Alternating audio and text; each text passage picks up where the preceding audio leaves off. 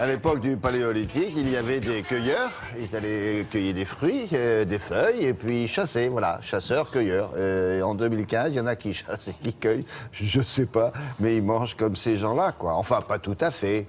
Mais c'est un mouvement réel, hein, ça existe. C'est un mouvement réel qui commence à s'installer, d'ailleurs, dans la durée. Alors, il y a des stars de Hollywood qui vantent les mérites du paléo-style et de la paléo-nutrition. Uma Thurman, par exemple, l'acteur Matthew McConaughey, vous savez, qui a joué dans Interstellar et dans Mud. Les deux, ils sont gros comme ça. Voilà, bah oui, forcément, ils ne mangent pas de sucre, ils ne mangent pas de céréales. Alors, nouvelle tendance très en vogue, nostalgique de la préhistoire. Alors, petit retour CM2, le paléolithique, c'est 2 millions d'années, l'âge de la pierre taillée.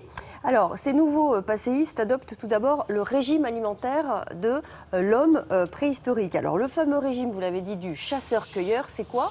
On va chasser le mammouth, donc on mange ce qu'on Bonne chance, hein. chasse. Bon, il n'y en a pas beaucoup. Mais si vous cherchez bien dans les banlieues des grandes villes, oh, un mammouth! Alors ne tirez pas dedans.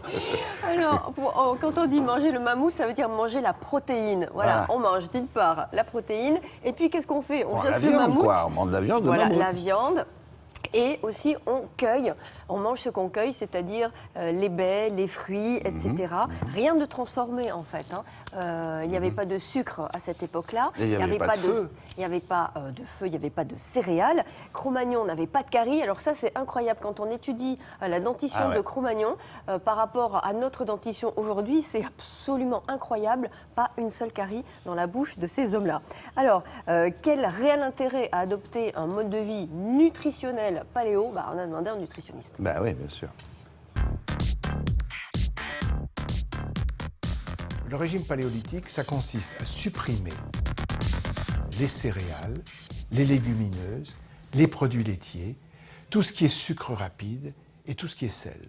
Alors vous imaginez, dès que vous arrêtez ça, forcément, vous perdez du poids. Alors qu'est-ce que vous allez manger? Vous pouvez manger autant de viande, de poisson et d'œufs que vous voulez. Vous pouvez manger des légumes, mais qui contiennent peu d'amidon, des légumes verts par exemple. Et vous pouvez manger des fruits et des baies. Donc bien sûr, en changeant votre alimentation, vous perdez spontanément du poids. Mais le problème, c'est comment suivre un tel régime pendant très longtemps? Surtout qu'en plus, les recommandations sont de manger le plus cru possible. Par exemple, la viande crue. Or, c'est sûr que dans notre civilisation aujourd'hui, c'est extrêmement difficile et c'est pour ça qu'on voit beaucoup de yo-yo, c'est-à-dire de reprise de poids après une perte de poids importante. Le régime paléolithique, ça fait la place belle aux protéines, c'est tout à fait juste, et surtout au gras. Car quand vous mangez beaucoup de viande, ou quand vous mangez beaucoup de poisson, y compris du poisson gras bien sûr, vous augmentez la quantité de graisse que vous allez manger. Alors, pas n'importe quelle graisse, parce qu'il y a aussi dedans des bonnes graisses. Par exemple, c'est un des régimes dans lesquels on va manger plus d'oméga 3 que dans notre alimentation actuelle. Il y a 2 erreurs au régime paléolithique. Premièrement, supprimer les légumineuses, parce que ça apporte beaucoup de fibres, et de l'amidon, qui est un très bon nutriment pour l'énergie qu'on a besoin de dépenser immédiatement. Et deuxièmement, supprimer les laitages, ça pose un grand problème, parce qu'on diminue énormément la quantité de calcium. La seule manière de pouvoir compenser est de prendre de manière importante de l'eau riche en calcium. Mais tout le monde n'aime pas cette eau-là.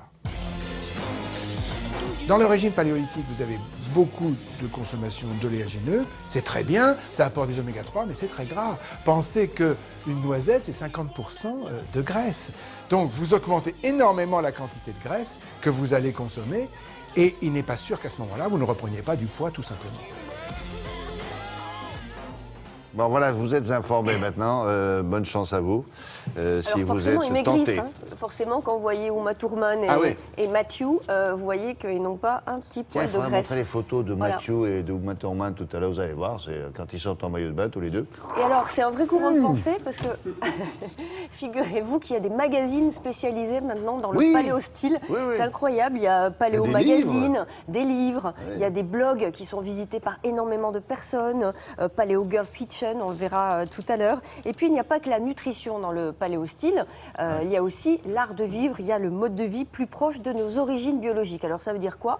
On va fuir l'agriculture intensive et l'alimentation industrielle, certes, mais on va aussi suivre le rythme du soleil, c'est-à-dire se coucher très tôt. Les paléos se couchent très tôt. Nous, on est très paléo. On est paléo morning, nous. On se couche très tôt, on se lève très très tôt. Voilà, à vous de juger maintenant.